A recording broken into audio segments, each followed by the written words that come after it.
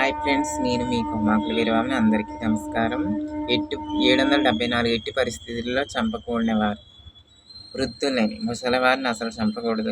వీళ్ళు నిస్సహాయతగా ఉన్నారు, బలహీనంగా ఉన్నారు, మనం ఏం చేసినా పర్వాలేదని వాళ్ళని అస్సలు ఏం చేయరాదు. మంచిగా చూడాలి. స్త్రీలను చంపరాదు. పసిపిల్లల్ని చంపరాదు. వాళ్ళకి అసలు బలమే శక్తి ఉండదు, బలహీనంగా చిన్నగా ఉంటారు. అల్పునిపై నీ ప్రతాపం చూపించరాదు.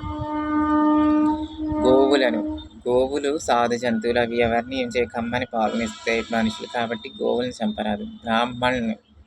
బ్రాహ్మణ్ణి కూడా ముట్టుకోరాదు.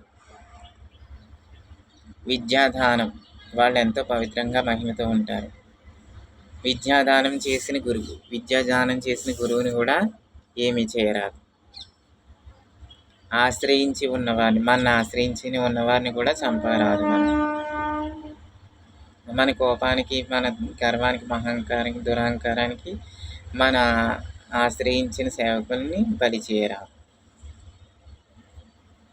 శరణు కోరిన వారిని, శరణు కోరి మనల్ని కాపాడి రక్షించమని వచ్చిన వారిని మనం ఏమి చేయరాదు.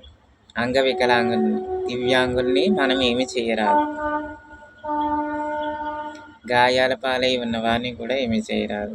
రోగగ్రస్తుల్ని, రోగాలతో వ్యాధులతో బాధపడేవారిని ఏమీ చేయరాదు. వీరిని ఏ కారణం చేత చంపరాదు, దయతో విడిచిపెట్టాలి.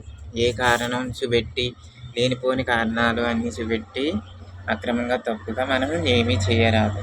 దయతో విడిచిపెట్టాలి, వాళ్ళని వదిలేయాలి. ఓకే ఫ్రెండ్స్, ఈ పాయింట్స్ నచ్చితే లైక్ చేయండి, షేర్ చేయండి, కామెంట్ చేయండి, సబ్స్క్రైబ్ చేయండి.